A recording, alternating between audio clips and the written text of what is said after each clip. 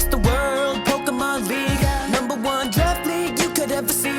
Getting stronger, yeah, I'm building up my own team. Gotta be the champion, the one you can't defeat. It's the World Pokemon League, #1 draft league you could ever see. Getting stronger, yeah, I'm building up my own team. Gotta be the champion, the one you gotta beat. We are back. Back, y'all. Yeah. This is, what is this? The fourth podcast? Yeah. This is week 3, fourth podcast, talking about week 2.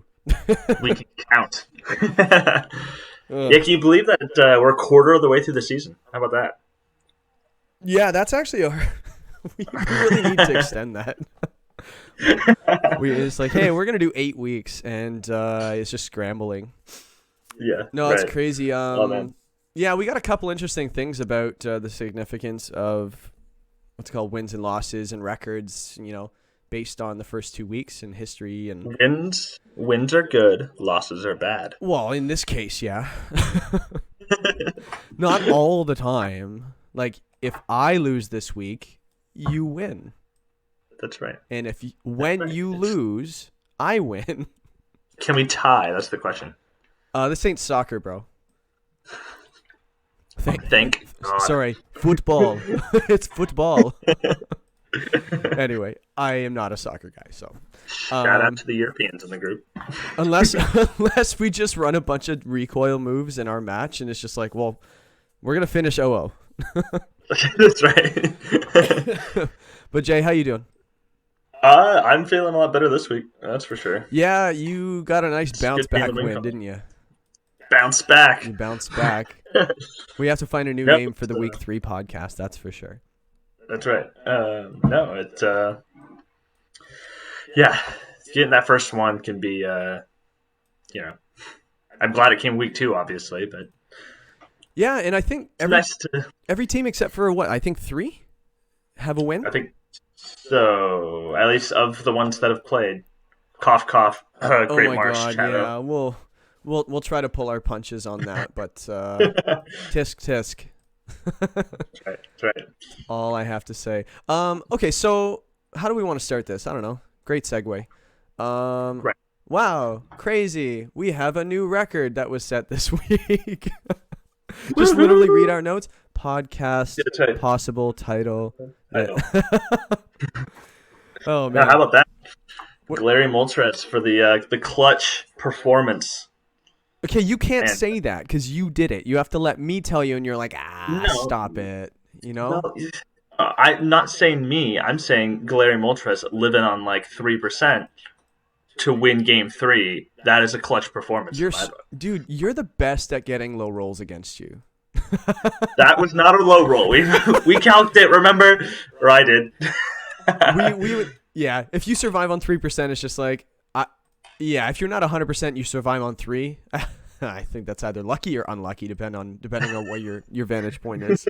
Yeah, that was so big. I remember watching your match. I was on the edge of my chair. I definitely have an investment more so in your matches than others, but because I want you to lose every match. Well, right. But again, when you put time into it. Again, everybody, I actually don't hate the co-host. I just hate the people I'm facing, and it's going to be a theme. Yes. So. Hey, by the way, Dublin, if you even listen to this, last week I said a bunch of really mean things. I don't mean them anymore because I'm not playing you this week. Yes, come playoffs, you might hate him again. But for the rest of the regular season, he'll be love there. him. I don't know about me. Hey, you're looking pretty good right now. Hey, it could be worse. It could be worse. That's right. I could be 1-1, right, Jay? Yeah, that would be way worse. That's for sure. It'd be exactly 50% worse. No, should we at least jump into some of the matches that happened? Well, yeah, I think we should talk about the most toxic match of the week. No, it wasn't toxic. It was actually amazing, and I think it was really good for the league. The first match I kind of want to go over is the LA Linoons versus Spider Phantom Troop. I think that's a good place to start. Did you watch that match live? I did watch that match live. Was it not crazy? Yeah, no, it was insane. I was actually watching it with my son. Both of us were like, "What is going to happen here?" Like I the whole game. remember. Okay, hold on. Tell everybody what your son said. So, No, no, it's it okay. was You like can say it. He won't be upset. it was like the second turn, and my son goes, "Are they ever going to play?" Okay, when you watch, I love Octo very much. He helps me prep and has done so much for me. He takes a long time to make decisions with his moves Yeah, sometimes. And then there's sometimes where he makes it so fast, and I'm like, yo, I guess he knew what he wanted to do. Um, right. do I take a That was while to funny pick my because moves, Jay? When you watch, do I take a while? you take longer. I definitely wouldn't say to an octo length, but generally speaking, yes. I don't know. Do we need to set timers? Maybe that's bad for me. Right.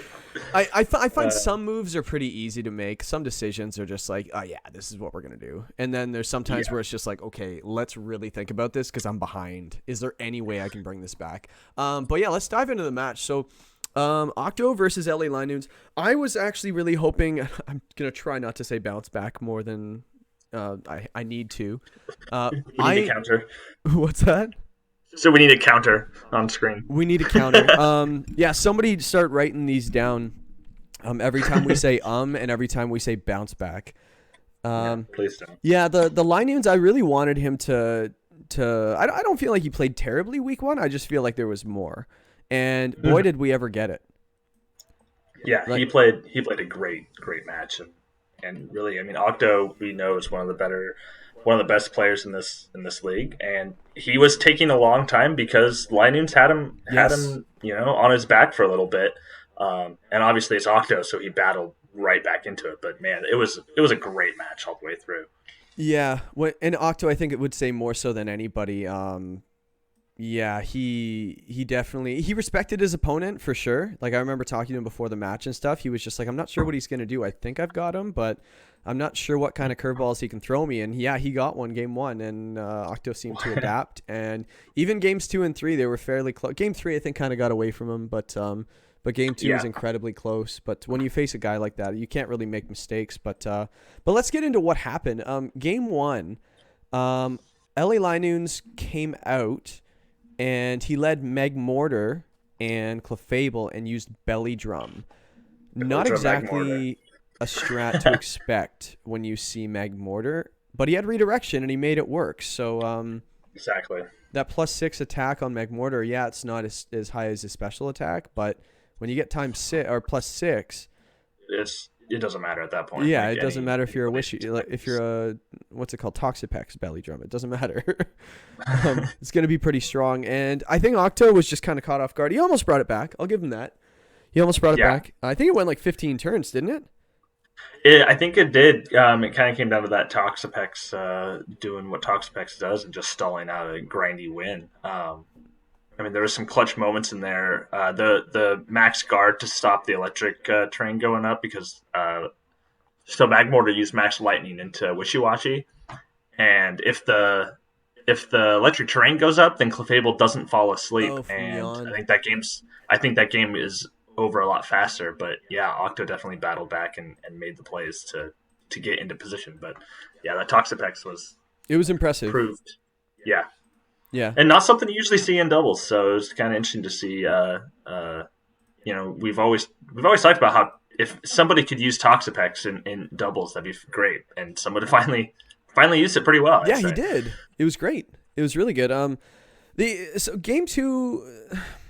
Well, actually, so first of all, across all 3 games, there was a lot of Oren Guru instructing, and he used it a bunch of different ways all throughout the match. Like he used it next to Wishy Washy. He used it next to mostly the Galarian Darmanitan with rock slides and earthquakes. So it Yeah, has the ability telepathy, so it's not hit by any of those earthquakes. So it's actually a really clever strategy instructing a move that hits everything but you.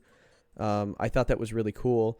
And then he switched it up because he felt like his opponent was reading them and switching into flying type Pokemon. So he's like, I'll just double rock slide instead.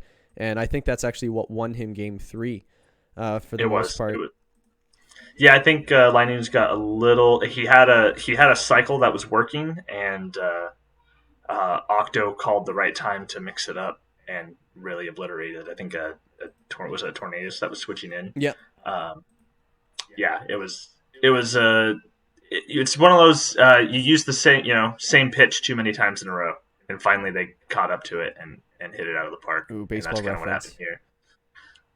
Yeah, but you'll always hear baseball references. That's like the only references I know.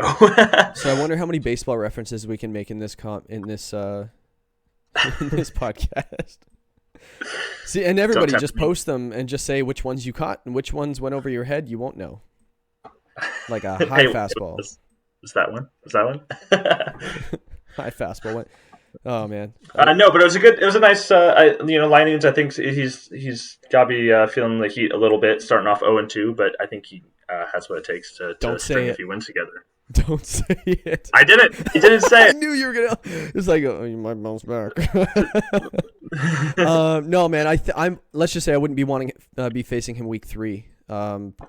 So yeah, no, I'm much happier. I'm much happier with my opponent week 3. Yeah, me too, man. He's not very good.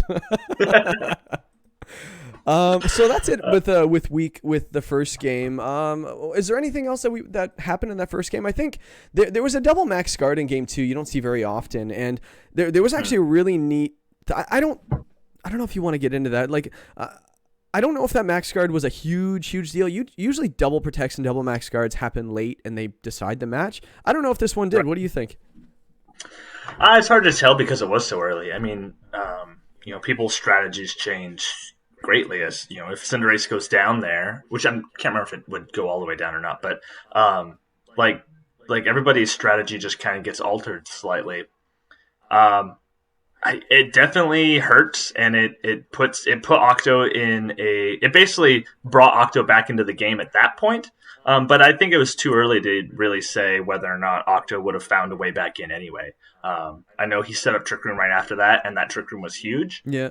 But and he could have done that a turn earlier. But a lot of things change. I think it's impossible to say something that happened on turn 2 of like a 9-turn game. Yeah. What's the difference maker? I think it was turn 3 it happened or something, and it wasn't. I felt like it was a big deal because Cinderace goes down. It's never good to lose a Pokemon, so at any point. Right. So a double max guard definitely has an effect on it because he didn't KO. The following turn he did. So did it have an impact? Absolutely. Was it a deciding factor in the game? I'm not 100% sure. So yeah, I don't think anybody could really even say that either. Exactly, right? And it was really close game too. So I was I was on the edge of my chair, that's for sure. There was one thing that happened this game, or this match that was really neat. Tornadus scary faced his own Clefable, predicting the Trick Room. That was. I've never seen super that before. That. Sadly, I don't think he actually set Trick Room at that point. He did. So he did. So he set Trick Room that same turn, predicting that it was going to happen. Scary faced his own Clefable, and then went into the Togedemaru that same turn. Oh, that's right. The next turn, he reset his Trick Room. He's like, I can't play in this room. He's like, right. No, that was super cool. That was an insane move. Yeah. Man, there were so many first things. Like I've never seen things like that. I've seen guys reverse their own Trick Room, but like not immediately like that. I've also never seen a guy prankster scary face his own Pokemon to be slower. I also believe that Game 3 was kind of decided on the Dynamax Clefable. It was used defensively. I'm convinced it didn't have any offense put into it. He just probably felt it was his best Dynamax option at the time. Yeah. Unfortunately, Togedemaru took all 3 max moves to KO it. Yeah, you want to get at least a kill, maybe a kill and a half out of your Dynamax. Yeah. If you don't get any, you basically lose. Like it's really hard to waste your Dynamax, and I'm not. It's not his fault. I just feel like no. It didn't help either. I think there's another situation where you're like, okay, I only killed 1 Mon, but I got 2 defense boosts and a special defense boost, or I got a speed boost in there and I dropped their defense. But with Clefable using Max Starfall, like he wasn't getting any boosts or anything either. It was just straight power moves, and I think that hurt him in the long run. Yeah, and just in case people didn't know, with terrain and things like that, Misty Terrain does not actually boost fairy moves. Psychic Terrain does, Grassy Terrain does, and Electric terrain does. Electric terrain does as well if you're grounded. So it's actually the only terrain that doesn't boost your damage output on the corresponding type. So that's why a lot of people forget that. I don't think that's what he did. I just thought that was a little fun thing to mention. But yeah, so good on him to read that that Clefable definitely didn't have max flare, because that would have sucked if against that Togedemaru. If he had been flared, he would have been down for sure, barring Sturdy, of course. So that's man, we spent so much time on that matchup, but it was just so good. I know it was. Yeah, there were a few good ones. Mine was a nail biter too, from what I've heard. Like I was just I don't even, I had to watch it again after I was done. I was just like, whatever. But yeah, let's just I don't know. Is mine next? Let's see. We can make yours next. Nah, let's go in order. Let's do Excadrill, Sapello Excadrills versus the Sapphire Salamence. This one actually had a few things in it that were actually really interesting. We have a few notes here from that match. First of all, just to kind of get into who won, Vitor actually took the match 2-0. That actually brings Kev to a -4 on the season, because he lost week 1 as well. So I think that actually makes him last currently. But as we're going to mention a little bit later, it doesn't mean you can't make the playoffs at 0-2. So it's not the end of the world, but it's definitely a steep hill to climb. Jay, as one of the people that did it, I was just say, I was just gonna say real quick too. Just how about Vitor? I mean, he's taking command of this league early and taking no prisoners. Like he's just not good. He destroyed me week 1. He's just he's on a roll, and it's scary to watch. Yeah, I wouldn't want to face him week 3. Well, I've said that again. That's going to be the name of this one. I wouldn't want to face this person this week. Right. Yeah, a couple of things were a little interesting on this one. I noticed usually when you see an Alolan Persian on the other side of the field, it's one of the faster fake-outs, barring a couple of exceptions like Weavile and things like that. But I noticed that Persian actually undersped the Mr. Mime. I thought that was really interesting as well. Usually you'd spec your fake-out user to be faster by at least 1 point. But did you notice that as well? Like there were a couple things like with specking and stuff like that I noticed. Yeah, I mean, I think it's just probably something he didn't feel the need to outspeed, and You think it was an oversight? I mean, you have to pick. The more speed you have, the less bulk you have. So you have to pick what things you want to outspeed. And yeah, generally I would try to outspeed their fake out mon, so I don't also get faked out. But he could have had a different strategy, and he wasn't as worried about that. So yeah, I think it could be one or two things. I think it was either, because I do think that it didn't come into play a lot, but I think I kind of saw it and went, oh, that was interesting. But yeah, like sometimes it's accidental and you're like, uh-oh. And then sometimes you actually like, you know what, I'm going to sacrifice this to gain a little bit of offense or whatever it is, or right.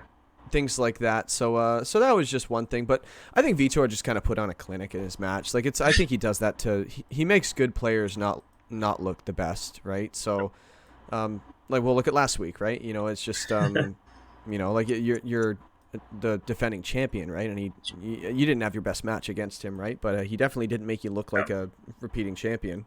Nope. He looked like I was on my way to a very, very tough losing season. Hopefully that's not the case, but looked like the beginning of season 2. Yeah, we don't talk about the beginning of season 2. No, we talk about the end of it. That's right. We talk about the end of it. Yeah, made the finals, boys. 0-3 to start the season, so no worries here. But what happened in the match? A couple things happened. Game 1, there was that fake out thing that I noticed as well. An interesting thing happened with Kofagrigus with the mummy ability. What kind of happened is he has mummy. And he attacked into, what was it? He attacked into the Persian. So the Persian hit him. Yeah, the Persian got mummy. I thought he attacked the Persian. Oh, no, I think the Persian attacked him. Yeah, it was probably knockoff. Not knockoff. What was it? Do I have it here? I don't know what it was. Yeah, all I know is Persian got mummy. Then Azumarill attacked the Persian, as one would, and lost its huge power ability. Yeah, that was something that was interesting. Not something you would typically think of, but no. I guarantee you Vitor will be careful of that next time with having Kofagrigus and Azumarill on the field at the same time. Maybe when it's Runerigus if they face each other, because his, unlike the Mummy ability, Mummy just kind of like makes everything Mummy. You get Mummy, I get a Mummy, everybody gets a Mummy. Runerigus switches the abilities when the contact is made, so that could be even worse. Imagine a huge power Persian. Yeah, or a huge power. I don't know if that would be great or not. I don't even know. Who knows?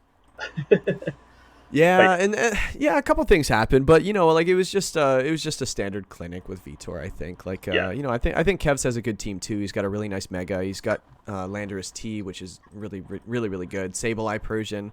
I think he's got the supporting Castinis. I think he has the offense, things like that. I think he's just got to put it all together and tie it with a nice little bow. So and Vitor is a tough opponent, and you can't hang your head after a loss. Yeah, like you just kind of got to throw your hands up and be like, oh well, right?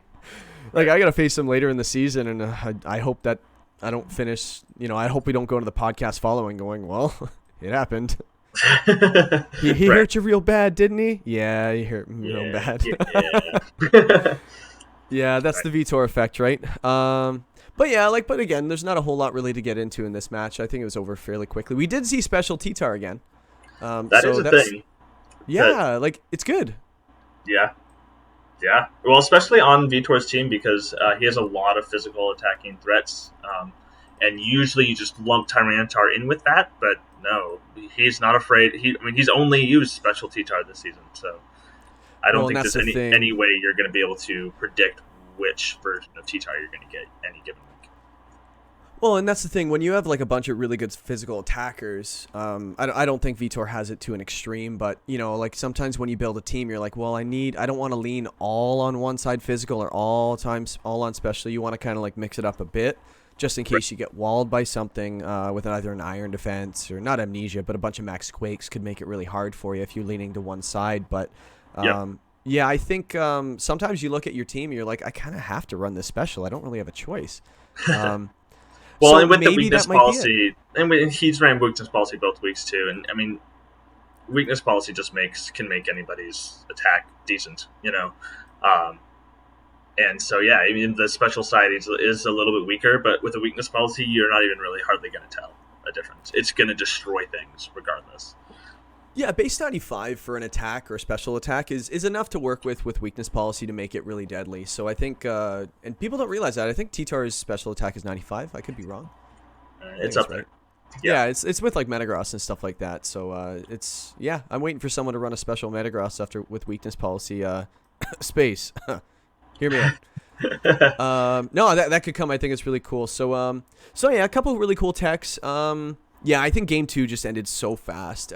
It was like Game 1, the Mr. Mime Dynamaxed unexpectedly, and the Lando Dynamaxed as well, and Mr. Mime outspeeds, and just made a Lando disappear. And it's really hard to lose your Dynamax on turn 1 and come back. I think we were watching going, well, and I don't think you can come back from that after being your Dynamax being knocked out turn 1. But it happens. It's happened to all of us, and it's just an oversight or just an accident, and hey, it happens, right? That's why it's so hard to win in this league, is because like you got guys that just don't make any mistakes, like Vitor and Octo and Great Marsh, things like that. Like they don't lose games by making a lot of mistakes. So, that's why they're really good. And if you guys haven't checked it out, check out the career stats page. We have we have a tab that actually has all of your career history of like how many wins you've had in the league, how many kills you've had, your career kill death, things like that. It's kind of neat to look up and see where you're at and stuff like that, and how you've been doing as an average and season by season. So it's kind of cool. Not many people know we have that. So it's just a fun little thing. But let's move on to the next match. Florida versus Signwood. So I want to preface this with crazy match. Well, I was told that they basically prepped for their match like 5 minutes before, or like 15 minutes before, which led to an absolute crazy match. It was interesting. Yeah, like there were things that you probably won't see anywhere else. There was that. I think Florida was on holiday this week or something, so he kind of got back and said, "All right, let's do it." It's Sunday. I think it was Sunday. Or Saturday or whatever it might be, and they kind of went quickly. So, but you know what? Like some guys can do it. They throw together teams really quickly, and it just works, right? We've all been in prep, and somebody helps you prep, and it's just hey, could you help me prep? Yeah, let me throw together a team, and they just dust you. You're like, I've been working on this all week. And that happened to me all Yes. last week Yes. constantly. every but, turn. Oh yeah, it was just sometimes it doesn't go well. But I think the fact that they both kind of made teams fairly quickly was at least nobody had like the major advantage, so that was kind of cool. Yeah. But we basically saw Colossal Dragonite versus Hard Rain, Bearscuda, Pelipper. I actually liked Signwood's team. He brought Mega Mawile, Dusclops, Bearscuda, Aegislash, Pelipper, Mr. Rhyme. I like those 6, to be honest. That's a very, very solid 6 for him. It gives you fast, gives you slow. I mean, it has a lot of mons that work in a lot of different ways. I thought it was great. Well, I am skeptical of Aegislash in Trick Room. I am. I know it's a slow Pokemon, or a slow. It's actually not as slow as people think. I think it's like 50 or 40 or base. Or I think it's 50 base speed or something like that. But the I mean, it also with, comes up to like what you're facing. Like, what do you need to underspeed? You know, exactly. If the guy you're facing, the only thing that underspeeds your Aegislash is not something Aegislash needs to worry about, then now it is a good Trick Room on too. You know. Yeah, like a Pincurchin. It does have Sucker Punch, but yeah, I don't know if he got a lot of Sucker Punches off this match, but yeah, like Aegislash's goal is basically to go last. It's in its defensive position, take a hit, go into its offensive position with last, so nobody can hit it. So right. I am really I'm hesitant myself to run it in Trick Room, but I don't think that was the case. He actually didn't even run Trick Room on his Dusclops. He might have had it on his Mr. Rhyme, but we didn't see it. So yeah, I don't think this actually looks like 2 decent Trick Room modes with 2 decent Trick Room setters, and we didn't see it, so that was interesting. Yeah. Yep. I think Pelipper Bearscuda is very, very powerful in it. It's so bad. It's so scary, man. Like, oh god, if I saw that, it's just. Well, we saw a couple things. In this match, I think Shadow Tag was pretty cool with Gothitelle as a lead. So yeah, whenever you can't switch out, that just kind of changes the dynamic in the game. Like, it takes something out of your tool bag. Well, just the fact that if you like the position you're in, like, your opponent can't get out, but if you don't like the position you're in, you still can freely get out of that situation. Exactly. So it tilts the leads one way. Which is why I didn't want Gothitelle on my team this season, right? Yeah, exactly. That's exactly why. Why would I want an ability that good and broken? So we actually have all the sets and stuff too. This is probably the most interesting Dusclops set I've ever seen. Helping Hand, Confuse Ray, Shadow Sneak. We didn't get to see the 4th move. It had the Eviolite. Could have been Trick Room, which actually makes sense, actually. Yeah, the Bearscuda, we saw it just kind of, it O-code something with Max Geyser. I think it O-code, what was it, a Raichu, I think it was. But yeah, it could be. I think we talking about records earlier in the podcast. I don't think I've ever seen a Pokemon this fast. At some point, I saw Bearscuda. If it were max speed, it actually got up to 824. It had Tailwind and it was in the rain. Yeah, I remember thinking, because Raichu is out with electric terrain, and I was like, oh, that Raichu's got to outspeed. And then I was like, wait, it's raining and Tailwind? No, Bearscuda's still fine. Like, Bearscuda's... What outspeeds it? Nothing. I was actually like, I have to figure this out. Do we get to 1,000 here? That would be really cool. Quad digit. That would be... I wonder who could do it. You should have max airstreamed. You should have airstreamed. That definitely would have done it. So that would have been cool. Dynamax Dusclops was interesting too. He didn't really have any other options in the match. Like, I was just like, why is he Dynamaxing a Dusclops? But the Bearscuda went down fairly early, and in the back he had his Mega. So I guess Pelipper was another option, but you don't necessarily want to do that in front of a Pincurchin. That's going to die quickly no matter Dynamax or not. So, yeah, it definitely made sense, but it definitely was he was in a tough spot. Anytime you're Dynamaxing a heavy support mon, you're like, oh boy, this isn't gonna. Well, you know what he did? He definitely looked at the situations and said, how do I win here? My only Dynamax option is really this. So it's not likely, but you got to play to your to what your options are, and that seemed to be the only one. So so I don't blame him for doing that. I thought about it after. Usually, but that's the thing. When we're all watching matches, our first reaction is like, "What? Why would you do that?" And then after, when you kind of get a little bit of a description of what happened and the mindset, you're like, okay, that does kind of make sense. Yeah. You know, like I got an earful for switching in a Choice Scarf Mon in Trick Room, and it just goes down immediately, and everyone's like, why'd you do that? I'm like, I had a perfectly good reason. It actually led to a win. Yeah. No, there's definitely decisions that in the moment, that turn, it looks really dumb. But if you're preparing for the end game, then, you know, there's Well, that's certain the thing. you find your win condition and you get yourself in that position. Play to your win condition. It's like, hey, who's in the back? What do I need to take out in the front? What threatens it in the back? Things like that. I need this dead. And you can also use that defensively as well. You could also say, hey, he's attacking down this specifically. He must have this in the back. Right. Yeah. You know, that's a little advanced, but you would have to kind of like try to read them in that sense. But usually you try to take out, you know, say for example, if Glacier's in the back, like you want all of the things that hurt Glacier dead. Dead. Right. And then you Glacier really can care come how out. It happens. Yeah. Exactly. It's just I'm willing to lose all 3 Pokemon in order to get this thing out safely. And sometimes it wins. Sometimes it doesn't. Sometimes they have 2 threats. No, 2. You're not supposed to have 2. Yeah, like I thought Signwood played incredibly well game 2. Yeah, game 2 I just felt like went off. Aegislash put in work. Like the way he played Aegislash in game 2 was how you need to play Aegislash. I think it's pretty textbook. Yeah, like he if you grab an Aegislash, you have to play it kind of the way it was designed. It's very hard to beat. But if you can kind of know what it's going to do, like every other turn is going to be a protect or the King's Shield, whatever it is, you can kind of avoid it, but still it's still hard to take out at 150 base defenses. Right. Yep. And then turn around with 150 base attacks. Yeah, exactly. It's almost a broken Pokemon. It was actually banned in singles for a while when it came out, so I remember that. What else? Okay, but La Piece de Resistance, I think is what they say. In Game 3, to put the game away, we had Mawile and Dusclops, I believe, on the field at the end, or Mawile something else. I forget what it was. Versus Dragonite Colossal. Dynamax is already gone, so it wasn't a guarantee that Aqua Jet was going to come out.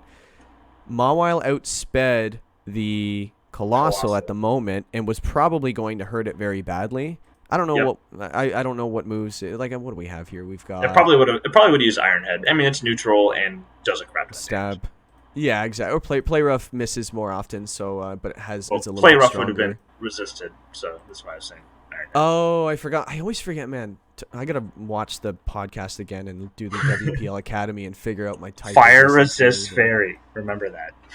Well, hopefully I remember that this week against you. So. Yes. Yeah, so Iron Head's the play and the flinch chance, so that was probably a good choice. But in the end, the Aqua Jet went into the Colossal, gave it the steam engine boost, and allowed it to outspeed, obliterating the Mawile with a Heat Wave. So I thought that was a really good play. Kind of predictable, but at the same time, hey, to pull the trigger when you're not Dynamax is pretty tough. Yeah, and I mean, if Mawile's holding, sitting there with Sucker Punch, and that gets close, I still think Colossal lives that, an Aqua Jet and a Sucker Punch, but it definitely is a risky play. But that was his win condition. He's like, well, I got to do this right here, right now. Yeah, it definitely came down to the wire. I thought they both played pretty well based on how quickly they made their teams, so that was kind of cool. Always good games in the WPL for sure. Like we don't really have boring games for the most part. They're either really sussy and really exciting, or they're really exciting and just a chess match. So this is just one of those. So good game for both of you guys. Let's go. Let's do mine. Mine's next in order. Again, we did this last week too. We didn't spend a whole lot of time talking about our own matches. We kind of let the other person kind of go off on it and just kind of like pitch in a little bit and comment a little bit. So take it away, Jay. What do you want to ask me about my match? Well, how did prep go, Jay? You were pretty excited in prep, weren't you? Yeah, I thought I was going to lose very quickly, and I did actually lose very quickly. Oh, that's what I was going to say too. Like that first game, I watching it and knowing how you had felt during the week, I was like, "Oh boy, this is exactly how Jay thought it was going to go." And yeah, you friggin' knew it too. Yeah, but hey, you, I'm not going to say it, but you came to game 2 came back with an vengeance. Are you about to say I bounced back? I was trying to avoid it, but I don't know if I can. So you bounced back, Jay. You bounced back. call episode 3. This week's podcast is going to be bounced back 2. Next one's Part bounced 2. back 3. Things like that. Electric Boogaloo. No, I thought you did a great job of. I actually thought Dublin brought a very interesting team, and you did a very, very good job of reading what you needed to do, and executing that. I think tricking this choice scarf on the Klefki that turn 1 was huge, and then relying on. You definitely got a lot of good calls on switch ins. Not like they weren't like crazy predictions, but like getting the spore onto the Swampert coming in was really huge, and I think that was a turning point, at least in game 2. Was he was dealing with status conditions all that game, and it was very frustrating.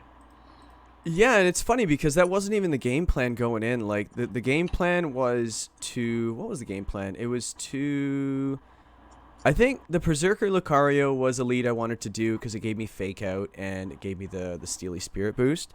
Entei was also another lead I wanted to do. Rotom Fan, I actually wasn't even thinking Rotom Fan was going to be a major impact. I knew I could kind of cripple things, but game 2, I was just you mean your Electro Web, Will-O-Wisp, Trick, and Air Slash Choice Scarf Rotom Fan wasn't supposed to Dynamax? It was specially offensively built. It's funny. It's funny because I went and actually looked at the set when I was in team preview. I was just like, what did I put on my Rotom? or I think I let it. That's what it was. I'm like, well, I better stop that Swampert. It's going to really hurt. And I have a lot of ground non-weaknesses on this team. Yeah. I don't have any immunities other than the Rotom Fan. I'm like, well, let's see how it goes. I can't really hit it, but I can sure as hell burn it. Yep. But I think as it was on the field, I was just like, I can't Dynamax anything else. It went, how did I build this? Can this thing do any offense when it's Dynamaxed? And I looked, I'm like, oh shoot, there's offense. Yes. It can. Like, yeah. So, and I kind of was able to go around that. I'm glad I threw Electro Web on there because it gave me a Max Lightning. But yeah, that Mantine did not want to see that Rotom, that's for sure. So, No. but yeah, that was kind of cool. Yeah, a couple switches, and I know he. Yeah, I was a little surprised at the team he brought. I thought the Virizion Doug trio could have worked, but I had a really hard time with that lead, and I didn't prep a whole lot against the rain.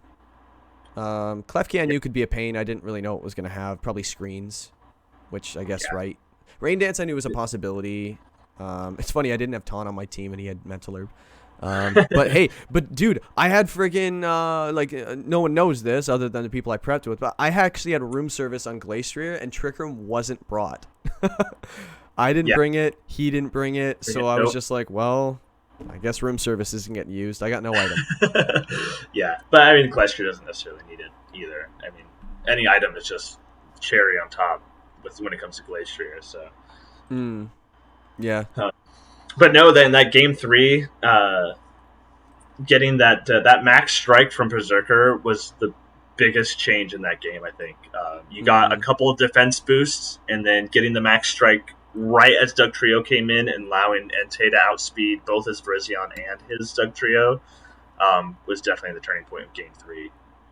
Max Strike off of a Fake Out too, right? Because I don't think that thing had anything else. Yeah. I remember before the turn, I was just like, well, the speed drop would be really nice, and Entei can protect here. So I'm like, well, if I can get the speed drop on it, I guess. I also knew that at a +2 Berserker, I wasn't taking a ton of damage from that Virizion, especially without beat up. But when he switched it in, I was like, oh, what does this do for me? I'm like, I think this is good. I think that I didn't realize that. I think when I took out the Virizion, I think that was when I was just like, okay, don't lose. Yeah. Yeah, but I think Lex is a great player, man. Like he didn't bring the team I thought he was going to bring, and I'm kind of glad. But I guess in prep it was actually working really well. So I'm actually curious what he thought I was going to bring. So maybe I kind of threw him for a loop. So, but right. Sometimes that works that way, right? It's based on the 6 you bring, right? That's right. I mean, yeah, you could go round and round and prep all day, but it all comes down to what each player brings and what each player thought the other person was going to bring. You can't prep against everything. It's impossible. You only have 4 moves of Pokemon, 6 Pokemon slots, and 6 items. It's not possible. With You just gotta have multiple EV workarounds. spreads. Like, Exactly. Yeah, you can kind of have a generic idea, but they're gonna have something that you're not ready for. I haven't seen a week in this league in any season that people have had an answer for literally every single thing he could possibly do. right. Yep. So, Yep. but that's enough about my And match. I won 2-1. That's right. So Good that job. brings me to 2-0 on the season. Thank you. Just so I don't get a little excited being 2-0. Teams do miss going 2-0. They miss the playoffs going 2-0. It is possible. And you actually pulled that up, didn't you? I did. I went back and looked at it because we talked about it. Yeah, I guess there's a good chance to throw it in there. I ran the numbers. If you started 2-0, 92% of those teams made the playoffs. So, I mean, like those odds. You're in a good position. 9 out of 10 teams will do that. And then if you start on the other side, if you start 0-2, just about 30% chance make it. So, it's actually That's better than I thought it was. I agree. Actually, when I saw that, you're actually more likely to make the playoffs after starting 0-2 than somebody will miss the playoffs starting 2-0.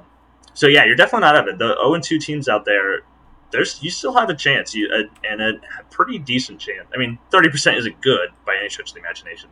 And actually, I think those numbers are inflated a little bit from last year. I think 2 of the 4 teams that started 0-2 made it. But still, but you know what? Yeah. But naysayers, what they'll do, or negative Nancy's, they'll say, well, one of those was Vitor and one of those was Cascade, and it's like it was Vitor and Lex last season, and then I was the lone one that did it the season before. So, but Lex had a wicked second half of the season. Holy crap!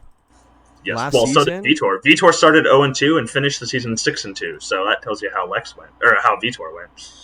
Well, yeah, and I think Lex finished 5-3, so he only lost once in his last 6 weeks. 6 games. So, I mean, it's what you have to do. It's what you have to do if you start 0-2. I mean, you have to at least go 4-2, and that only gives you a chance. But it's not chance. But it's not impossible. I mean, it's what you got to do the rest of the way. You got to pick it up. Yeah, and last season, I don't think any 4-4 teams made the playoffs for the first time. I think that was interesting as well. Every team that made it was 5-3. I believe that is true. Yeah. Yeah, and then there's 6-2 as well. So yeah, 4 wins doesn't get you there. I thought it would, but unfortunately, based on the schedules, it may not. You got to get that 5th win to lock in your spot. So I don't know if it's possible to miss going 5-3, but hey, maybe we'll find out. But yeah, let's move on to the next match. So we got Space versus Seattle. This one actually won biggest beatdown of the week, and you know what? I think Space is just on fire, man. Who wants to play this guy right now? Seriously. No, I think he's just continuing what he did last season. He's running away with things again. I mean, he's just destroying people, and he has. We talked about it in the draft review. He has an incredibly scary team. I mean, Metagross, Umbreon, Talonflame, Raikou, Finny, he has so many options to attack you with, and this week Finny put in work offensively, and that's probably not something that with all the other threats on Space's team, that's not one that you always expect, and it put in work. Well, look at the 6: Finny, Raikou, Talonflame, Umbreon, Metagross, Mienshao. That's a VGC team. Yeah.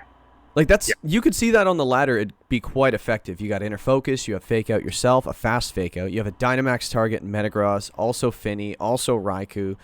You got support. I just thought that the 6 he brought was really, really good. I thought Seattle's was really cool too. I really like that. The way weakness policy simple Swoobat is scary. That definitely could have got out of hand. That's for sure. That could have got out of hand really fast. But Space was able to hold it off just long enough to strike back and knock him down. Yeah, and again, what we said in last game or last match we were talking about the one before, not mine. But when your max goes down early, which Swoobat, I think it went down turn 2. When it goes down early, I think it got 1 KO. Did it?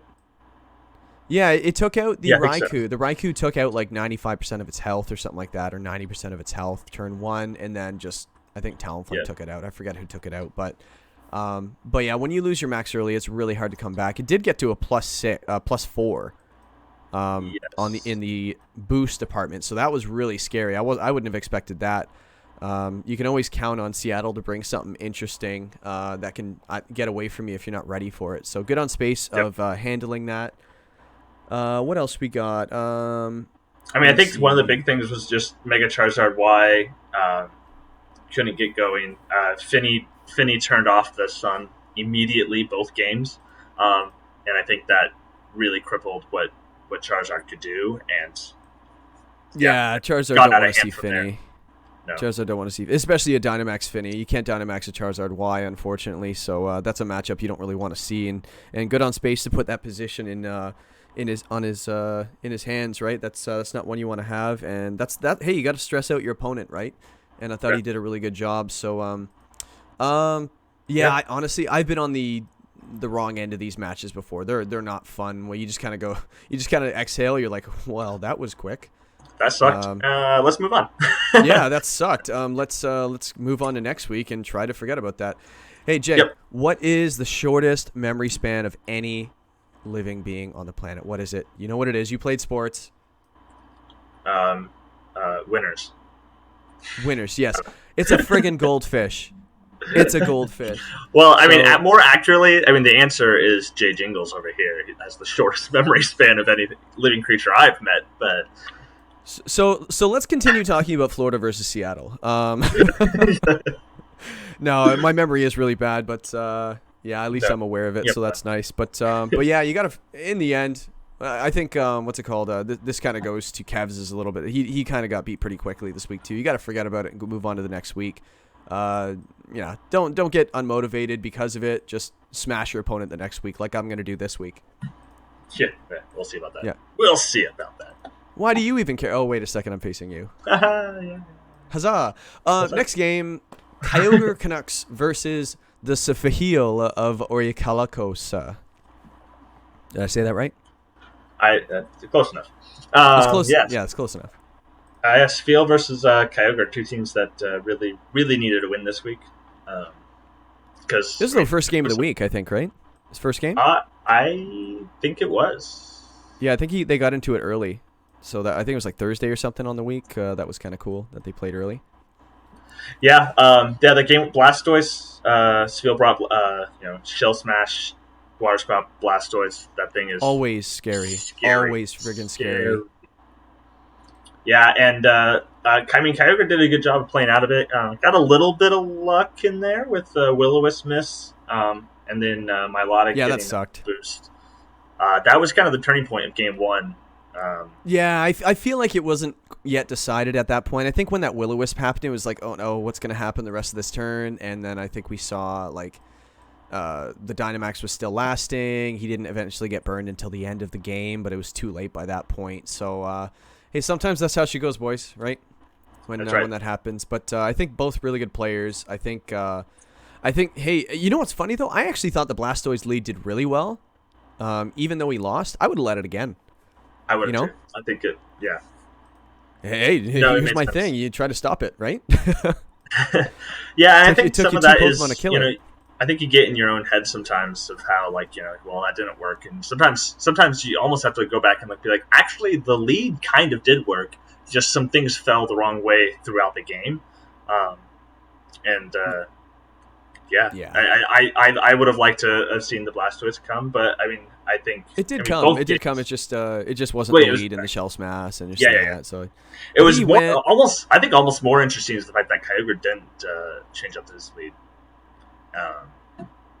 because I think the Kyogre's lead, that Blastoise was putting in work against that Salamence and Togepi. And actually, well, hold on. Can we take a moment and say how Togepi lived?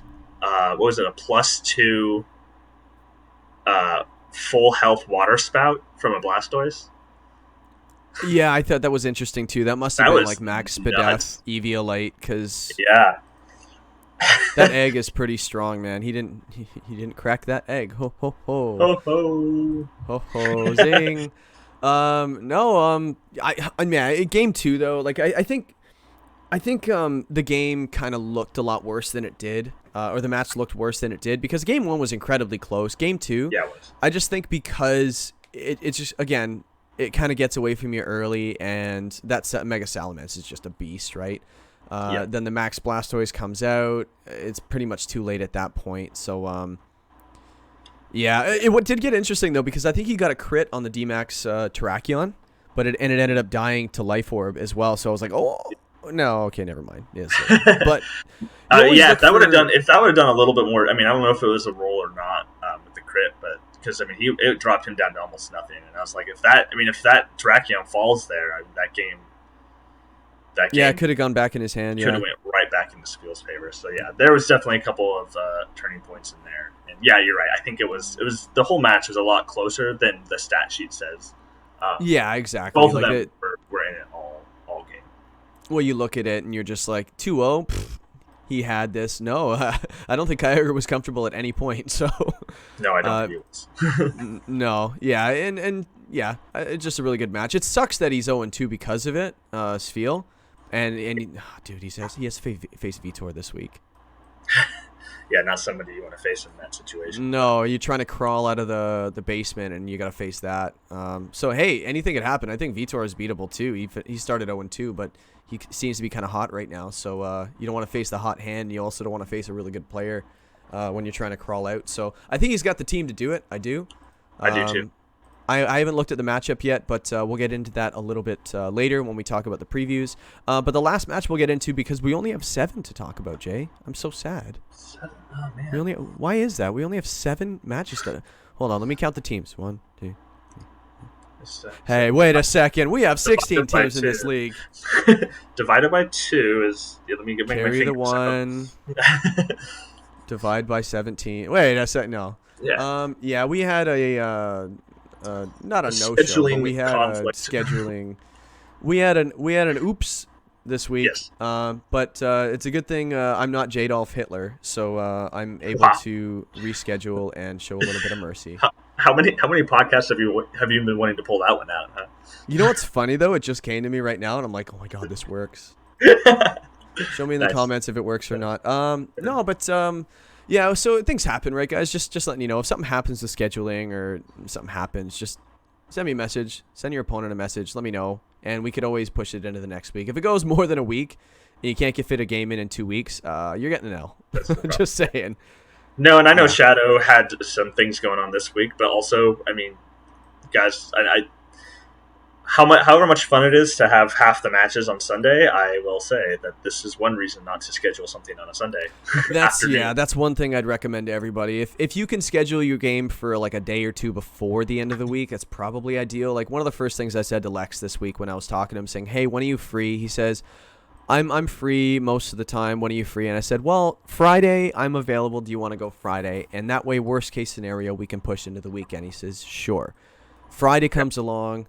I wasn't able to, so I was just like, hey, is there any way we can push that? I could battle you, but can we push it to Saturday? He says, yeah, no problem. And we were able to do that. That even gave us another day of buffer for Sunday, just in case. So that's just the way I plan. I prepare for the worst, expect the best. Right. Yep. But anyway, moving. So that is to come. The Shadow or the Distortion Zone versus the Great Marsh. Thursday, actually. Gasterons should be going on Thursday.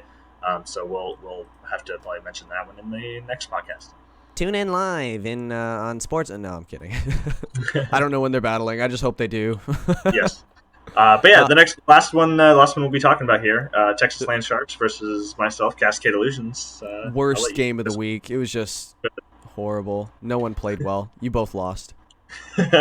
Surprise. Surprise. That's right. We saw a bunch of different things this week. We saw a Choice Scarf Haxorus.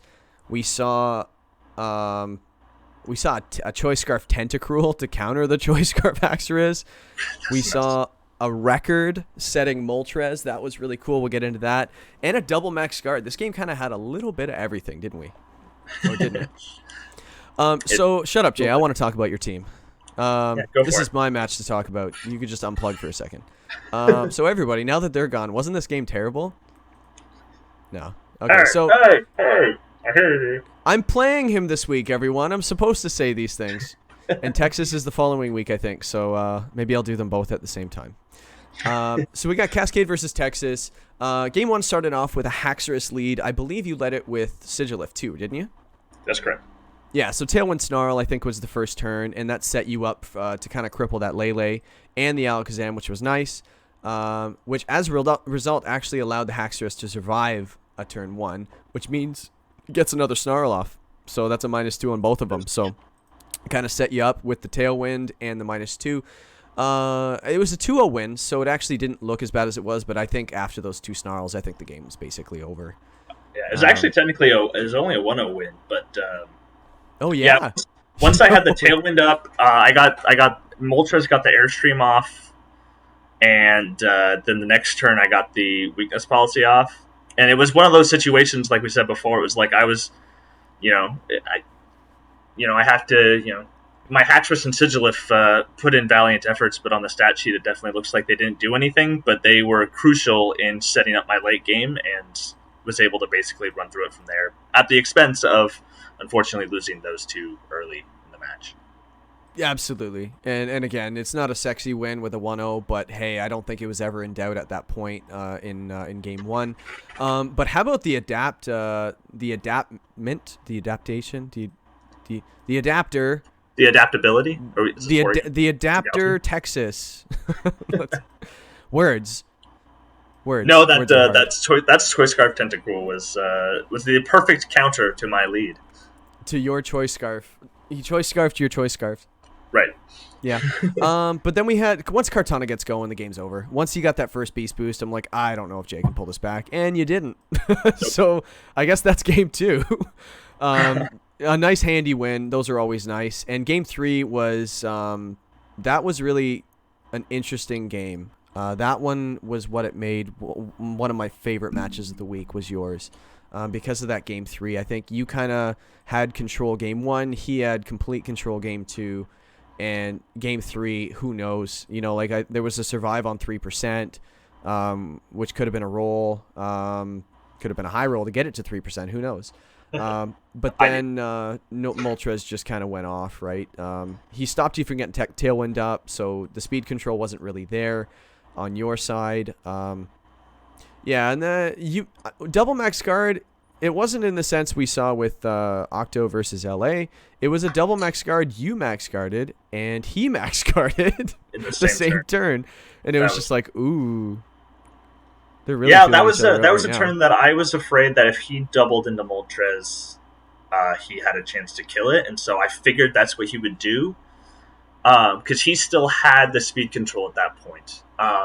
And so I ended up switching my Haxorus out and max guarding. Hard reads. And so, but then he went right around and max guarded with his Lele, and hit the thing coming in. So it actually ended up being a very bad turn for me. But then on the next turn again, I think that game was won because if he would have doubled into the Moltres, I would have had a really hard time coming back from that. But I mean, he was sitting there with a Life Orb Lele and a Max Starfall into my Moltres. You have to imagine it's going to do a ton of damage. I think it did 63%, which is just barely over half if you think about it. And I just don't think he expected that to live. I had a lot of special defense bulk into that Moltres. It was a very bulky Moltres on that side, specifically for that Lele and Alakazam. And I think that was the turning point of the game. I did do the math. I did calc it. I believe, I don't know his set exactly, but I believe that had a 40% chance of killing. So it was a roll. It was a roll slightly in my favor, but it was a roll. And that it was as soon as Moltres lived that hit, I was able to get an Airstream off. Now I'm the fastest thing, and I was able to finish it off from there. Well, not to mention too, surviving on 3% gave you another Berserk boost as well. So that that just it just made the Moltres even scarier. So that thing is another thing that gets out of hand, right? But the Kartana did really well in this match as well once he brought it in. And set it up properly. So yeah, good match, both of you guys. Both of you are 1-1 now, so that's kind of cool. No one needs to bounce back; just continue a decent season, right? You guys are playing well, so keep it up. So that's it for our recaps, actually. Yay, recaps! Yay. You guys took forever doing your recaps. So previews. Do we want to do a quick standings update between here? Do we? I think it'd Or- probably be a decent idea. I mean, there's not. It's still early in the season. I don't think there's a lot to look at.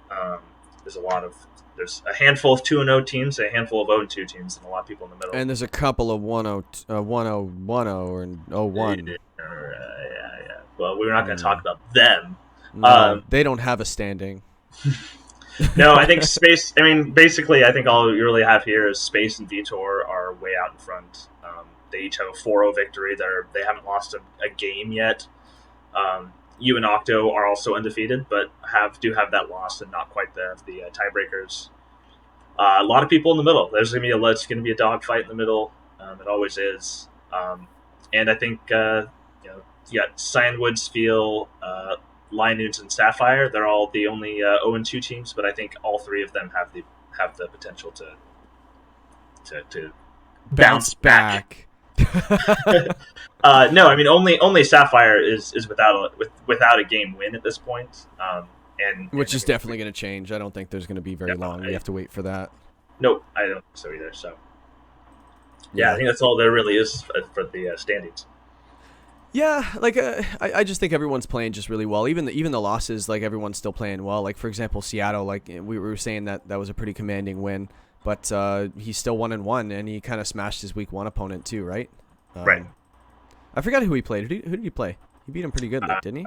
Cyanwood? Was it Cyanwood or Cavs? No, you faced Cavs. It was Cyanwood. I faced Cavs. Yeah, Steinway. Yeah, I felt like it was a good game, but I feel like his strategy was really good. So like again, which are you gonna get, like a really dominating performance from him, or is he gonna just his opponent's gonna out prep him or something? Who knows, right?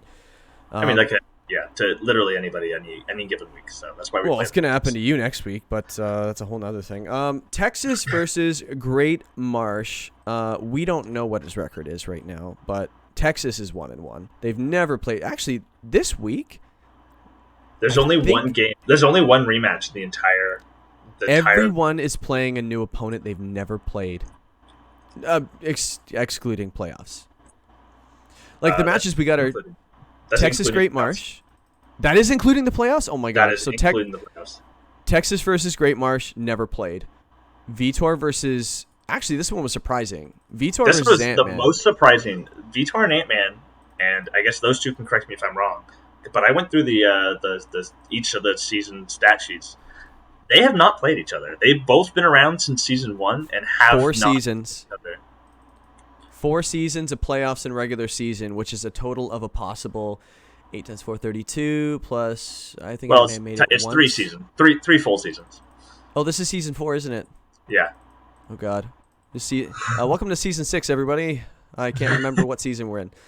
So what is that? 8 times 3, 24. Yeah, so 24 matches. And you both play every season. It's kind of hard to miss. So I guess this is just long overdue. So hopefully this is a good matchup. I think Vitor and Spiel are both very good players too. I actually don't know who's going to win this one. I know one is probably a little more confident than the other because of the records, but looking at I think Ant-Man has actually kind of come back a little bit. I think first season it wasn't what he wanted. Season 2 he kind of built on that a little bit, and season 3 he had a much better season, and so he's definitely trending upwards. So I think he has the potential and the team to give Vitor a run for his money. I agree. 100%. Nice. Nice contribution, Jay. Thanks. So next we'll get this one out of the way. The Toronto Sex. Oh my God, the Toronto Six versus the Terrible Illusions. Future Jay, edit that out. Future Jay, figure that out. Your editing skills need some work anyway, so work on it. You versus me, Jay versus Jay. Game of the week. Let's call this the game of the week because everybody wants to listen to us talk and hear us play. So. That's right. Oh well. I think neither of us want this match. Is there any insight on what you think the Toronto Six are going to bring this week, Jay? I actually have an inside source that says that Moltres actually injured itself while it was flying to go get groceries the other day, so it's actually going to be a game time decision for that Moltres. So not exactly sure what's going to happen, and it can't hold any items either, so because it's injured. So that's unfortunate. So if it does play, it won't be able to hold items. So that's kind of cool. That's lucky for you. That could be a game-changing development there. Well, it might not even come, to be honest. I have no idea. Jay, what are you bringing? Well, apparently not Moltres now. But Well, it's just you can bring it. It's just gonna suck. one wing. What No, does I the think Moltres do without a weakness policy? I Who think knows? I think when we were looking at the schedule, this was one of the matches we were most excited about. We Just wanted 'cause it, but we don't want it now. I know. I've been trying to prep, and I'm like, man, I was excited for this match until now. Yeah, and I just like I'm a nice guy. I like to tell people I'm a nice guy, but I'm gonna hate to see you cry at the end of this week, and that hurts me more than it hurts you. So I mean, I do have a tendency to cry tears of joy after wins. So yeah, I can see how that would be really hard for you. So. spoiler alert: he's bringing fake tears. Dang it! No. We'll both bring fake tears. We did have an idea of bringing Celebrate. Just a flex. Yes. Imagine the last turn of the match, just like I need my evolution on the field. Celebrate and KO. Yes. I think that just means for a new podcast member, doesn't it? How do you do the next week after that? Use payday, make it rain, and you use anyway. We don't have the payday. Throw the words celebrate into like just every sentence. Yeah. So he was really celebrating that one, and yeah. So I'm leaving. Don't celebrate too soon. Don't celebrate too soon, like me. Oh wait, no, I won after I celebrated, didn't I? No, that'd be kind of cool. So, if everybody wants to tune in, we're playing this Friday. Not sure what time. I think I'm working that day to make up for the holiday. This Monday, the Labor Day. But yeah, it'll probably be in the afternoon at some point. But we'll let you guys know what happens that day to tune in if you guys want to watch it. And I think we might do something fun. For the next podcast, we might actually have a recording of some kind at the end of the podcast of whether or not it's live reaction of us. We might be in a call when we're battling and just talking smack. We don't know yet. It's going to be fun. So tune in for that. We're already in a call and we're both like prepping. And oh, I wonder if he's going to think of this. Oh, I just thought of this that he could deal with. And both of us are like, oh, yeah, you're right. Yeah, just in case people don't know, we help each other prep. So this week has been awfully interesting, and Cascade hasn't been helping at all. So that's probably why I'm gonna lose. Well, I'm just a better friend than you are, so it's as simple as that. Dublin versus Kyogre, both 1-1, both very scary teams. The only one with history. Dublin's a 1-0 advantage. He got it last season. It was Kyogre's first match in the league. No, actually, no, it was the season before. It was a season before, yeah. The career stats actually show Dublin has an advantage based on a win percentage, but it's not by much.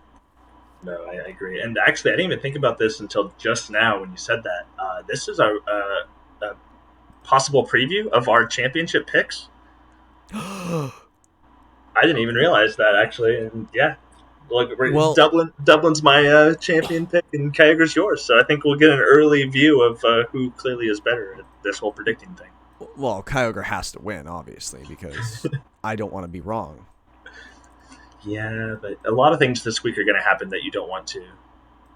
So yeah, I don't want to make you cry. So you're right, you know. So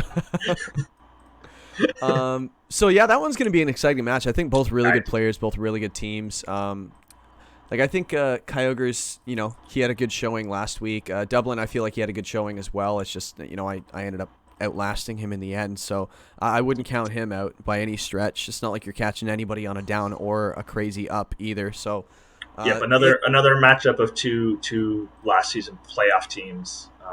Both made it to the quarterfinals last year. Semis.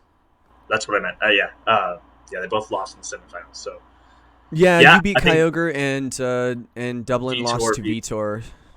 Yep. Yeah. So yeah, two Premier League teams in this league, and one of them is gonna drop to 1 and 2 and be very nervous, and the other one's gonna be put in pretty good position. So.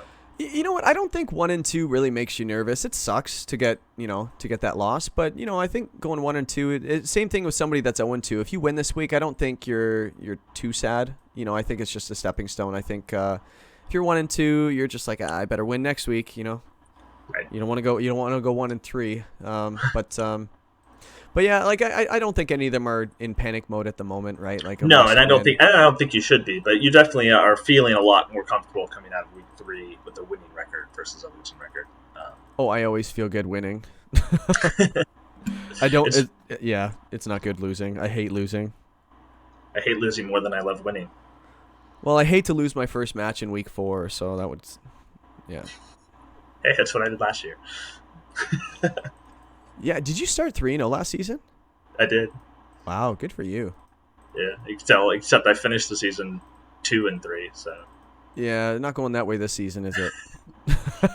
hope not. Hopefully, it's the opposite. Hey, I got to one up you. I got to start 4-0. Let's see how that goes. That's right. Yeah. Well, I only got to win one more game to get to 4-0, right? Because yeah, this week's already decided. This one's already in the books.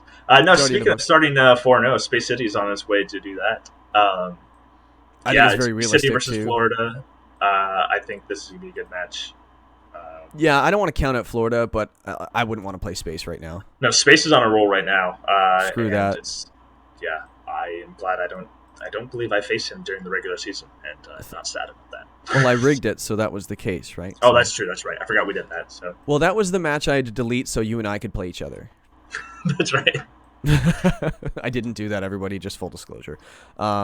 Yeah, Space versus Florida. I think Florida's got just such a scary team, right? I don't think Metagross wants to see the Colossal strat, so I'm going to see That's if he fair. makes an adjustment. Maybe Finney takes over.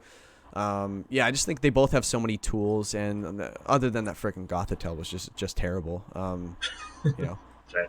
it didn't contribute at all this week. Minus. Well, except you want him to bring it because you need it to die. So Well, it did, right? It died a few times, so it's good. Yeah, stupid Gothitelle, just die. So I noticed this season so far, Florida for Alligators has only used 4 support moves all season. that is low. I know. Remember we talked a lot last season about the standings were almost an inverse of support moves used. So something to keep in mind that you need a lot of support to win these games. Yeah, I think there's a balance. You got to have a balance of support, and you're just obliterating things. That's yeah. I think it's just you got to balance it out. But he ended up winning a game with only 4 support moves used. I also think that he kind of got robbed. He missed a couple of hypnosis, and one was an electric Right. train, things like that. He didn't fake out, so it's like.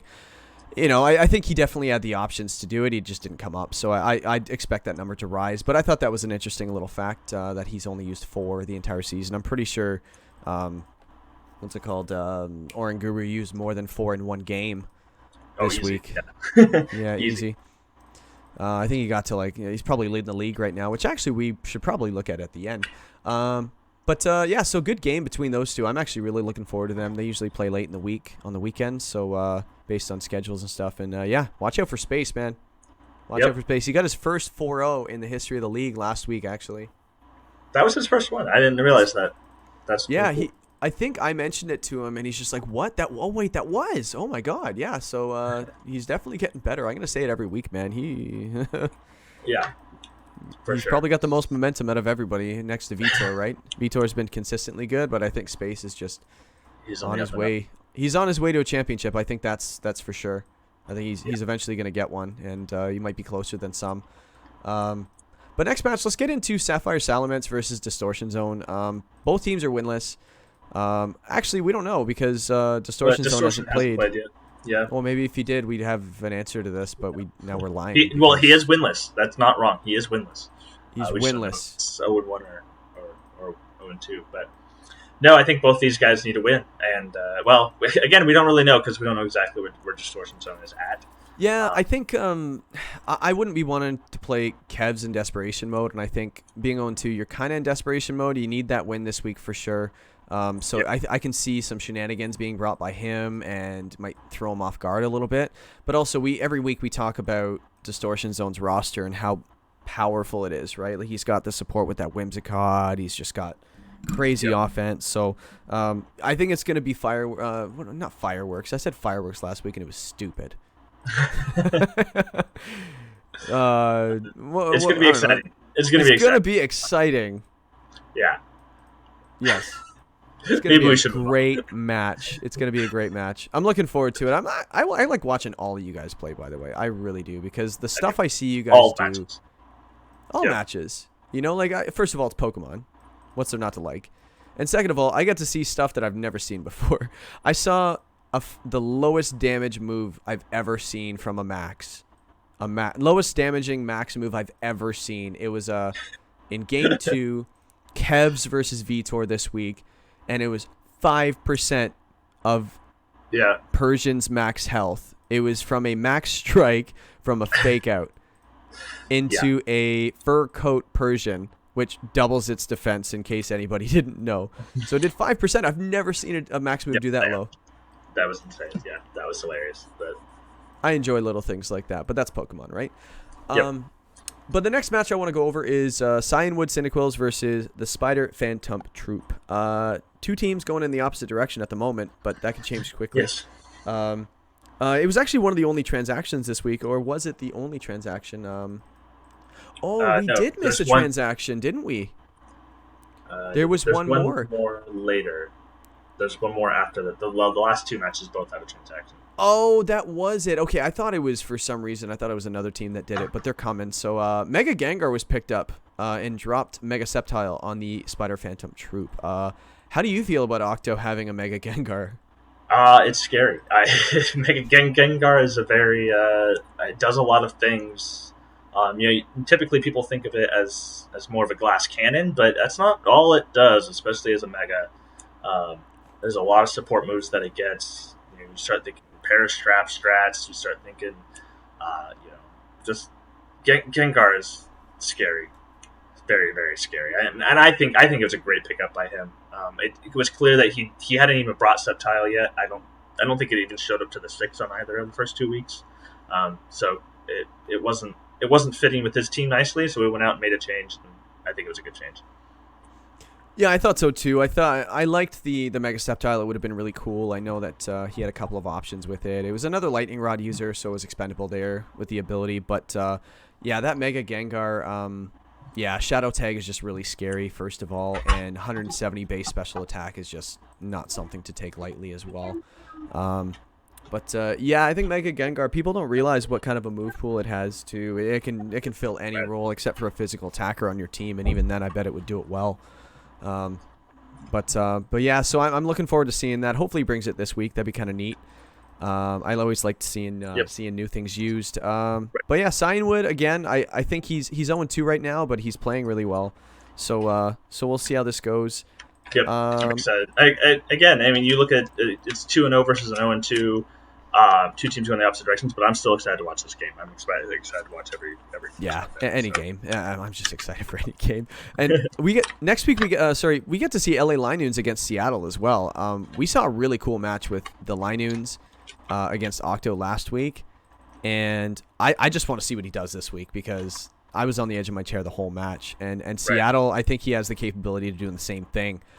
So I think this game is going to be very exciting. Actually, one of the better matches. 0-2 versus 1-1 isn't exactly like a sexy matchup, but I know how these guys play now, and I'm really looking forward to seeing it. Linoons is not afraid to go off the beaten path, and clearly, Seattle's never has either. So I think both teams could bring crazy strats, and I'm just excited. I think both these teams have good rosters and have good minds at coming up with cool new strats. So, I learned so much watching Seattle play. I really do. I'm like, I didn't know it could do that.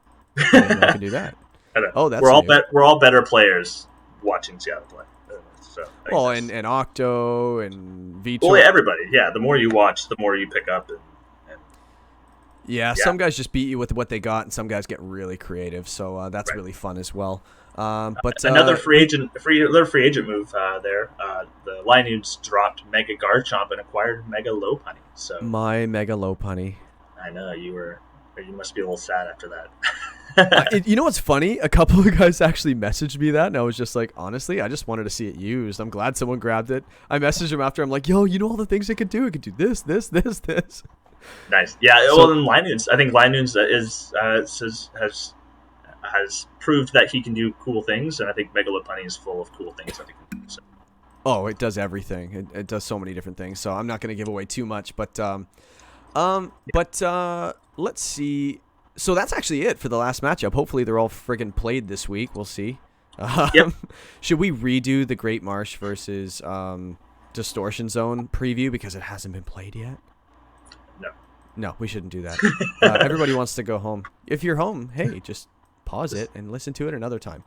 So the pick'ems that we've been doing throughout the season so far, survival style, but not really. Cascade, you're winning 2-1 because we both won last week. You picked Vitor last week to win. He won. I picked Octo last week. He won. You won also week 1, which brings us to 2-1. I think I got you this week, bro, because I'm picking the obvious win this week. The Toronto 6 is just going to light up his opponent this week. How do you feel about that? There's a chance of that, but I think what's more likely is that the Cascade Illusions is going to come in and swoop out the victory and just run away with this one. Actually, I think. Well, I'm scared because you pick the winners more so than me so far. So hopefully you're better at picking these pick'ems. So I'm nervous now. That's right. At least I mostly need to win here just so you don't tie me up in pick'ems. If I can get a win here, not only do I beat you for the standings, but I also go up 3-1 in the pick'ems game. So that's really the motivation here. Yeah, forget winning the week. You got to win the pick'ems, man. That's right. we got money on the line. We got a whole year's salary from the WPL on the line. Yes, all $0.00 of it. Yeah, we make so much. I'll double your salary if you beat me. All right. All right, deal. All right. What do I get? It's a horrible deal. You get your salary cut in half if you win. So. Deal. How do we do with our regular season predictions? Metagross didn't really play. Actually, it didn't play. So my kills leader didn't go up. Mega Charizard Y wasn't super effective this week, so same. Nope. Deaths, Gothitelle took a couple deaths, thank God. So no, but Mega Charizard Y got a couple deaths for my prediction. Whimsicott, we don't know if it's been played yet. Indeedee hasn't played yet for support moves. Incin, it actually got a bunch of them this week, didn't it? I think so. It did come. I don't remember all the support moves that it would have gotten though. I got at least a few parting shots off, so I do know that much. So it did, yeah. I think it's just going to be hard to take the cake from that Oranguru that we keep seeing. That's true. Yep. I wouldn't have picked it, but knowing Octo, I probably should have. The best duo, we haven't seen Lando Coco yet, really, so that's not really looking like a great pick for me, but hopefully it comes. T-Tar Excadrill, we haven't really seen either. Week they 1, haven't come together. They've been putting in work, but not together, so they haven't really been a duo so far. Have we mentioned we're bad at this? No, but I think it's just a given. I think it's obvious. Yeah, people we don't know what we're doing, guys. Team's top record.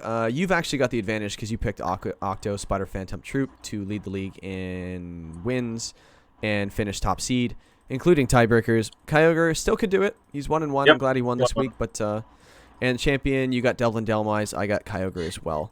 We're facing each other this week, so it should be a good one. Yeah, that'll we'll definitely have something to talk about next week for our predictions for the finals there because one will be 1 and 2. So yes. Hopefully it's not Kyogre because I don't think a 6-2 team is going to be the top team. It was last season, but it was due to tiebreakers. So right. Yeah. So I think if Kyogre loses this week, I think my top record pick is wrong. Probably, but you never know. You can come back with a vengeance as well. So. Yeah, you never know. So I guess that's pretty much it. We did the recap from the previous week. Great games by everybody. I was entertained. I just feel like, yeah. You guys are all like in the Gladiator. I'm just kind of watching you guys play, and you're saying, "Are you not entertained?" Yes, I am very entertained. More. I'm going to say that at the end of my win this week. Dude, do you know how mad I would be? Honestly, I'm going to do it. I'm just warning you now. I'm going to do it. You double 4-0 me? Are you not entertained? I jump through my freaking computer. Yes. Even more motivation. Oh my god. And if I beat you, I'm going to be like, Tevis used fake tears. Tevis used fake tears, and then now he's using real tears. Honestly, that actually sounds like an interesting title to this podcast, Fake Tears. I'm down with that. Well, yeah, fake tears on who? Well, we should say Jay used fake tears. Yes. That would actually be really cool because it applies both. We're so smart. Yes. So let's get this WPL Academy out of the way. Nobody likes it. No one's learning anything. So let's just get it out of the way. We have to do it because I said we were going to do it. Nah, hopefully this week's actually pretty cool. This one we're actually teaching a little bit. It's not even so much like we were kind of like we know you guys are really good players and we know you know quite a bit. But actually this is a little bit of preference, but I think it's very, very important. And when Jay, I mentioned this idea to you, you were actually pretty interested, and you were just like, normally we go back and forth saying, nah, that's lame, but you're just like, yeah, that would be actually really cool. So we want to get into how to gather information in a best of three. A best of three is very important to gather information because the more information you got, the more you know what you're going to expect. I didn't know where I was going with that, but it's kind of obvious, I guess. Yeah, no, it's something that we've talked about a lot, and we talk about, you need to get information. I think, we talk about that in Keys to Victory all the time. It's, he's going to need to figure out, items and such. The key Items, to abilities, this moves. matchup is figuring out, what is he using. And so we just talking a little bit about that. I think even, especially if you have a lot of Mons that are split between offensive versus support. Like take like a Togekiss, for example, where if you find out that Togekiss is Life Orb versus if Togekiss has, Babiri Berry or something, you have a little bit of an idea of what to expect between. Yeah, if you see a Life Orb or you frisk a Life Orb or something like that, it's probably not going to be running Helping Hand. Exactly. Let's be completely honest. It could, but, you can kind of make an educated guess in the moment, and things like that. But that was actually a good example because Togekiss is that one that you have no idea what it's going to be, other than, it's not going to be physical. But Hustle Togekiss is a thing. Just saying. Yes. But anyway. Well, and I think looking at items too, especially finding out where the focus sash is huge. Take like a Kartana, for example. If a Kartana's often run focus sash, they can also run things like Life Orb or Assault Vest. And you might think that you're in a plus matchup, and you're like, well, at least I'll be able to kill this Kartana, but all of a sudden it's focus sash and it hits you back that turn. Now you lose the exchange. Now you lose that exchange, and now he still has Kartana, and you lost something else. So I think gathering the information and taking notes. I mean, we talk all the time. Jay gets mad at me because of the notes that I take aren't as good as the notes that he would like to be taken. You mean your chicken scratch, Jay? Just doing something, just so you remember, oh yeah, this thing has this item. Oh, which means this thing doesn't, like, you see an Assault Vest, he's not going to protect. And just things like that. Just keeping a track of what you've seen and what they've used and what they could have is huge in a best of three. Yeah, exactly. Like, for example, in my week 1, I was facing a Mega Metagross, and I was just like, you know what? That Mega Metagross is in pretty good shape. It's going to run Stab. I don't know how effective the Psychic Stab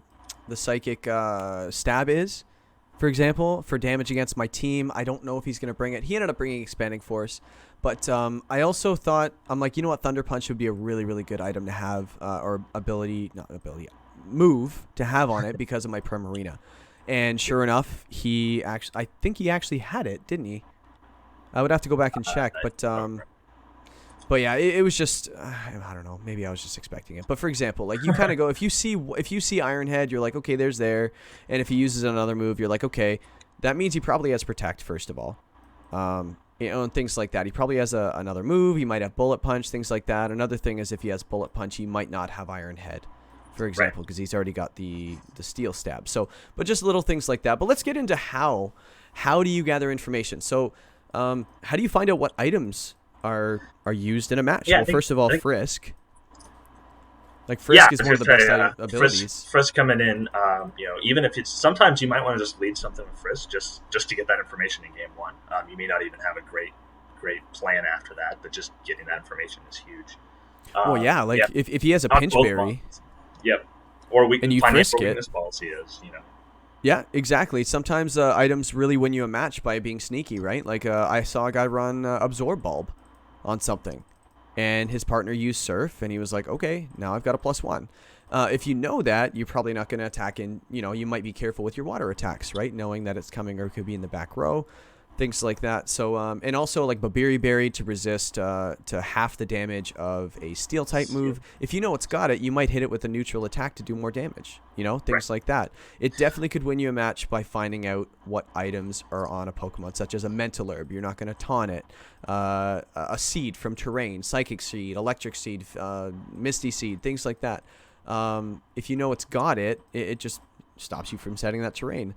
Berries as well, as we mentioned. But yeah, so items is really big too. But yeah, sometimes we've got like the abilities you want to, sometimes you have an ability that is, it tells you what the ability is literally when the Pokemon comes in. Yep. Frisk being one of them. Intimidate. Yeah. Intimidate. Any of the weather changes.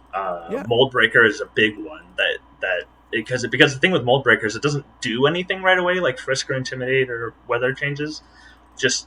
But finding out that it has it is huge. Like I don't actually know why it tells you, but which is really weird. Is very good. It breaks the mold. It broke the mold. I'm like, stop breaking. What are you doing? Like, I hated when it always says breaks the mold or too nervous to eat berries. I'm like, go away. Yeah. But now that we're in competitive, but let's get into a little bit more advanced things as well. Like, how do you fact find with advanced things in the game? For example, speed levels. Speed is a major factor. I actually did an entire video on speed control. I think I did. I think it was just Pokemon mechanics in general, and speed control was a segment of it. But items that control speed levels, Choice Scarf, as we talked about earlier, Iron Ball halves your speed. We mentioned room service, things like that. If you know that that those are the items, as we mentioned earlier from Frisk, you know exactly what speed it's going to be. Well, and one of the things that is the biggest thing that can catch you off guard in any given week is all of a sudden this Pokemon that you weren't expecting to be faster is now faster. I mean, take my matchup against Vitor week 1. I wasn't expecting that breaking spike to come off first. And then turn right around my matchup against Texas. He wasn't expecting a Snarl to come out before any of his Pokemon moved. Hattress isn't supposed to be faster than an Mega Alakazam, but it was in that situation. Same with his Tentacruel on the other side. Like, being able to catch your opponent off guard early is just like that. Speed is one of the worst ways to get caught off guard. And so finding out that information early is huge. Well, and writing down that information is huge. I'd say more so. Like, and like it doesn't reveal itself either. So like you just have to kind of go in and say, hey, I outspeed this. If you're in the match and it outspeeds you, it's not going to change its move because it's got a Choice Scarf on it. Things like that. Right. It's this thing has to keep snarling because it went first, right? Do I switch out? Do I attack into that slot again? Things like that. I know it's only going to use the same move it just used. Things like that. Same thing with damage output. So so obviously with the Choice Scarf, you write it down. Now this thing outsped me. It is scarfed. It doesn't have to have a sash. What moves, what abilities, items it won't have. That's another thing. It's not going to be sashed. It's not going to have a pinch berry, things like that. Choice band and choice specs you can find out from that wasn't supposed to do that much damage. Things like that. Terrain and weather in screens. There's a little ticker at the top left of the screen in the battle if something's going on. It says 5 to 8 turns after it's used. And if you get to that 6th turn, that means he's got the extending item on there. So you just write that down. You can use it in your next match. It's not going to be, for example, like a Klefki usually runs Mental Herb. But if you see that screen lasts longer than 5 turns, it definitely has the item that extends that. Light play. Light play, not Mental Herb, yeah. Exactly. Well, I meant Mental Herb, it's not going to have Mental Herb. It's because the screens were extended, things like that. Safety goggles. If you Rage Powder and they were able to attack the target they wanted anyway, it's got to have safety goggles, and now you know what item it has. It doesn't have anything else, so write it down. Things like that. If something's used 4 moves, it's probably got Assault Vest. A lot of the times, people don't run 4 attacking or damaging moves on a Pokemon. But yeah, so AV is definitely really important to find out as well. It just changes the amount of damage that you're going to do to something greatly. So, like, if something else and you're like, wow, that did not do as much damage as it did in prep or in my calcs, then you need to know that for the rest of the game. So. Yeah, so that's pretty much it for the I just encourage people, if you guys get anything from this, I just encourage you guys to write it down. That's all I say. Is just write it down as the information comes out. But so that's our WPL Academy. That's our fourth podcast. Yeah, our fourth podcast. I'm gonna post this right away. I'm not wasting. Sorry for the delay in the recording this week, guys. Jay and I have lives outside of this as well. So thank you for tuning in. And I'll see you guys next week. And good luck to everybody this week except for my opponent. Peace. Gotta be the champion, the one you can't defeat. It's the World Pokemon League, #1 draft league you could ever see. Getting stronger, yeah, I'm building up my own team. Gotta be the champion, the one you gotta be.